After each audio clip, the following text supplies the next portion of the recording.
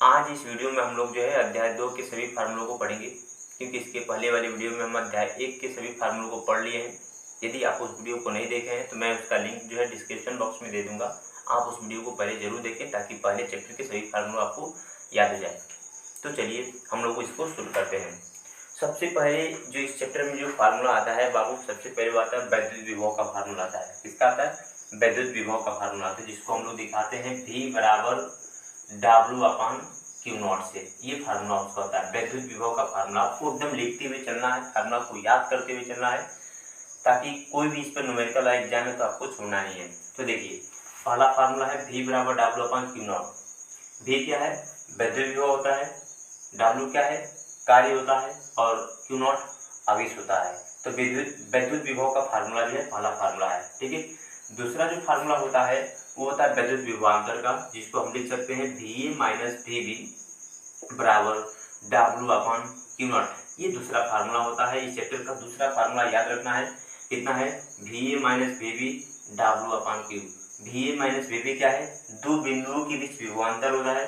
W किया गया कार्य होता है इन दोनों के बीच, और Q0 को एक बिंदु से दूसरे बिंदु तक ले जाया जाता है, जिसके लिए W कार्य करना पड़ता है।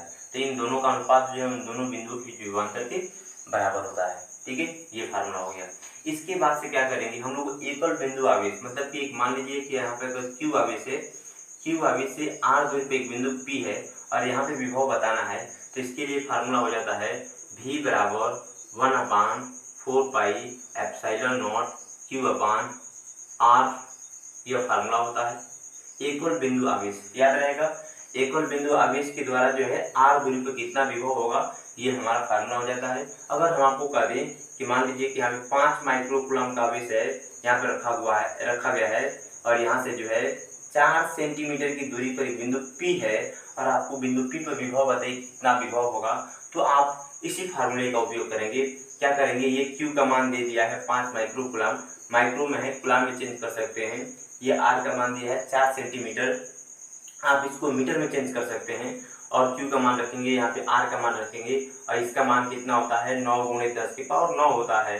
ये तो हमें पहले चैप्टर से ही हमको तैयार होगा, यह हमें पता है।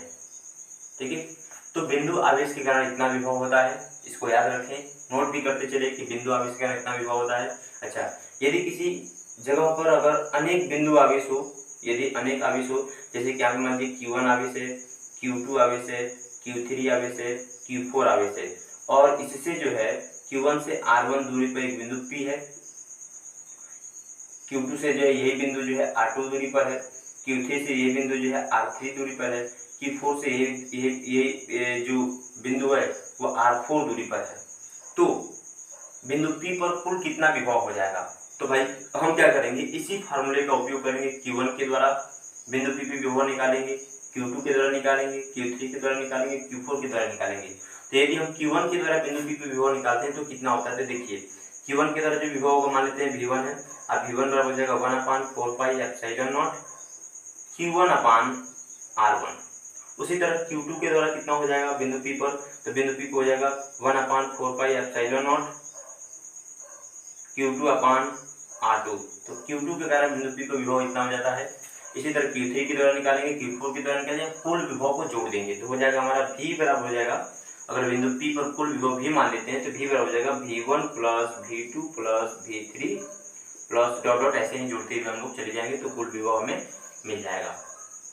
ठीक है, तो बिंदु P पर कुल विभव का फार्मूला हमने अनेक आवेशों के निकाय के कारण हमने निकाल लिया। तो हमने कितना फार्मूला पढ़ा? 3 फार्मूला पढ़ा।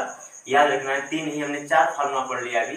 कितना? पहला है विभव का फार्मूला है, दूसरा विभवांतर का फार्मूला, तीसरा एकल बिंदु आवेश के कारण कितना विभव होता है उसका फार्मूला है, और यहाँ पे हो गया निकायों, आवेशों के निकायों के कारण जो है किसी एक बिंदु की विभव कितना होता है, ये अभी हमने पढ़ लिया। V बराबर होता है V1 plus V2 plus V3।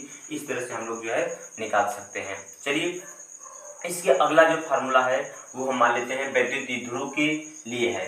मान लीजिए सबसे पहले वैद्युत द्विध्रुव को समझिए क्या होता है।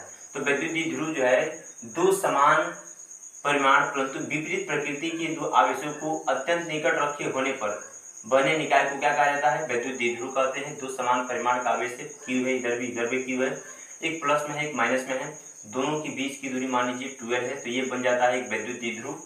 वैद्युत द्विध्रुव बन गया। तो देखिए वैद्युत द्विध्रुव की हम 3 स्थिति में क्या कर सकते हैं, वैद्युत विभव को निकाल सकते हैं। कितने स्थिति में, 3 स्थिति में। सबसे पहले तो एक अक्ष पर निकाल सकते हैं। अक्ष क्या होता है, तो इन दोनों आवेशों को जो मिलाने वाली रेखा होगी, मान लीजिए कि एक बिंदु है, ये बिंदु है, तो इन दोनों को मिलाने वाली ये रेखा है।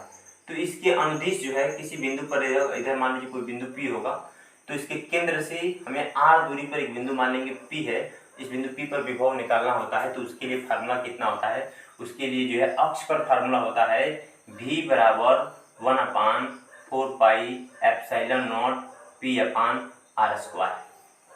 याद रहेगा आपको अक्ष पर कितना फार्मूला होता है, ये फार्मूला होता है V बराबर 1/4 पाई एप्सिलॉन नॉट P/r² जो है फार्मूला होता है। अच्छा P क्या है, तो वैद्युत द्विध्रुव आघूर्ण होता है, इसका वैल्यू पता ही है कि इसका 9 × 10 के पावर 9 रखना है। और R क्या है, तो मध्य बिंदु O से दूरी होता है। ठीक है। अच्छा दूसरा इसी में का फार्मूला क्या होता है, दूसरा होता है निरक्ष पर। वैद्युत द्विध्रुव के निरक्ष पर, निरक्ष का मतलब होता है कि दोनों आवेशों को जो मिलाने वाली जो रेखा होती है, इस रेखा के ठीक लंबवत जो है कोई बिंदु P होगा, इस बिंदु P को विभव निकालना होता है। तो उसके लिए ध्यान रखिएगा, इसके लिए 0 होता है। कितना होता है, 0। निरक्ष पर, वैद्युत द्विध्रुव के निरक्ष पर विभव कितना होता है, 0 होता है, याद रहना चाहिए। अच्छा अगला जो फार्मूला हो जाता है ठीक इसी का, तीसरा फार्मूला इसी पे होता है व्यापक स्थिति में। व्यापक या किसी भी स्थिति में बोल सकते हैं, व्यापक बोल सकते हैं या तो किसी भी स्थिति में बोल सकते हैं कि वैद्युत द्विध्रुव के किसी भी स्थिति में या 30 डिग्री कोण पर, 40 डिग्री कोण पर, 60 डिग्री कोण पर बताना है कि विभव कितना होगा। जैसे कि मान लीजिए कि इन दोनों आवेशों को मिलाने वाली ये रेखा है, ये इसका मध्य बिंदु O है। तो इससे जो है मान लीजिए कि 30 डिग्री कोण पर चाहे थीटा डिग्री कोण पर एक बिंदु P है, और इस बिंदु P पर विभव बताना है कि कुल विभव कितना होगा। तो उसके लिए फार्मूला देखिए हो जाता है V बराबर 1/4 pi epsilon not P/r² into cos theta, ये फार्मूला होता है, इंटू कॉस थीटा। ये फार्मूला हो जाता है वैद्युत द्विध्रुव की किसी भी स्थिति में वैद्युत विभव के लिए फार्मूला। तो हमने 3 फार्मूला आपको बताया, निरक्ष के लिए 0, 2 ही फार्मूला इसमें निकला। तो ये फार्मूला हो गया। अच्छा अब इसके बाद से जो अगला जो फार्मूला हम लोग का हो जाता है वो हो जाता है विभव प्रवणता का। क्या होता है, विभव प्रवणता, विभव प्रवणता का फार्मूला। विभव प्रवणता का फार्मूला क्या होता है, तो विभव प्रवणता बराबर होता है dV/dr। भाई दूरी के सापेक्ष विभव में परिवर्तन को क्या कहते हैं, विभव प्रवणता कहते हैं। दूरी के सापेक्ष जो विभव में परिवर्तन का दर होता है उसी को क्या बोलते हैं, विभव प्रवणता कहते हैं। तो नीचे दूरी हो गया, ऊपर विभव में परिवर्तन हो गया, यह फार्मूला होता है।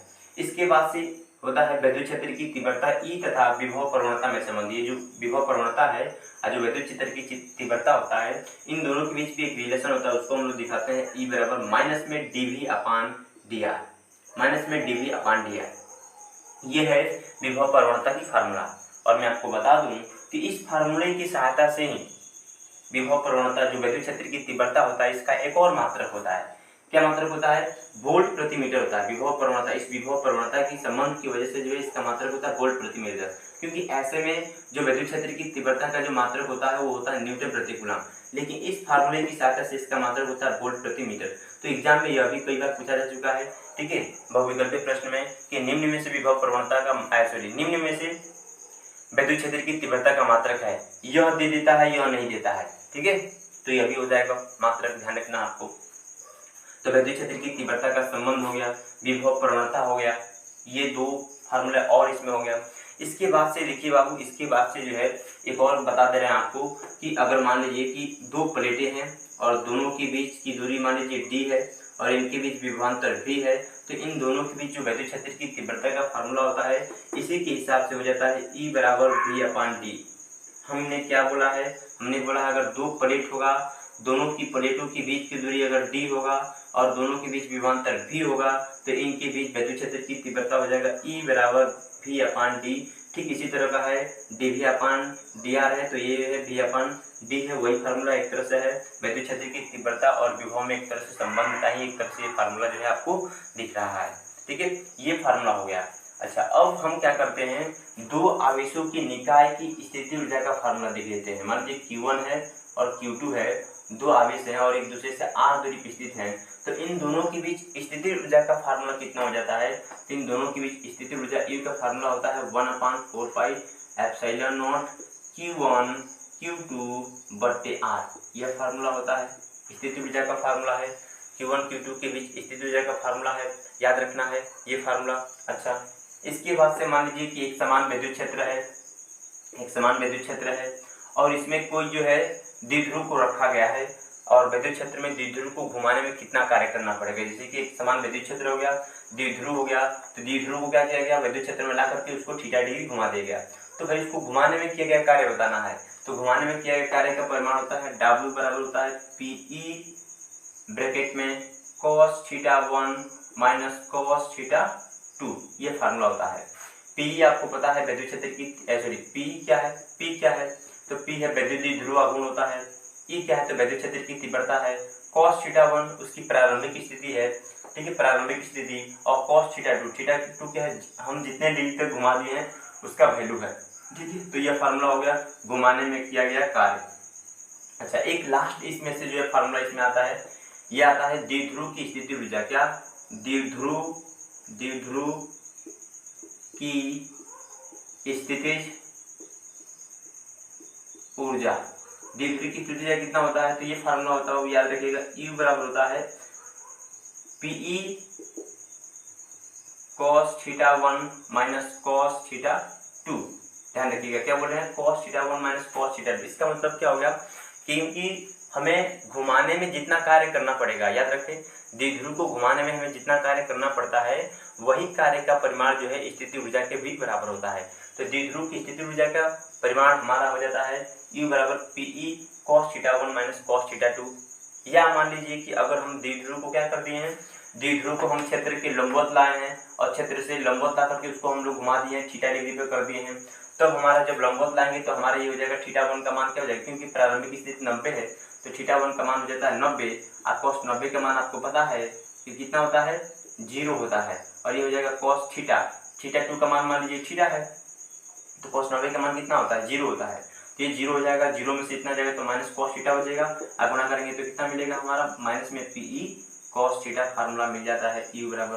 तो यह भी फार्मूला इसका होता है, ठीक है, द्विध्रुव की स्थिति ऊर्जा का फार्मूला है।